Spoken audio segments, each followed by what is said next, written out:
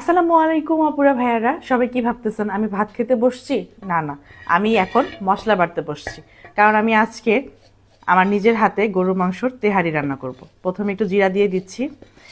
আর এই মশলাটা আমি এখন ব্লেন্ডার নামাবো না, কারণ রোজার ভিতরে এত তাড়াহুড়ার সময় আমি অবশ্যই এত ব্লেন্ডার নামাতে যাব না। তো এটা হচ্ছে আমি অর্ডার করে এনেছি পণ্যপাটলি থেকে। আমি আইডিটা ডেসক্রিপশনে মেনশন করে দিব। এই দেখেন, মানে খুব অল্প সময়ে 5 মিনিটের ভিতরে আমি এগুলো সবগুলোকে ব্লেন্ড করে ফেলবো। ব্লেন্ডের মতো একেবারে সুন্দর করে মিহি সেরে যাবে। এখানে আমি গোলমরিচ দিছি, জিরা দিছি।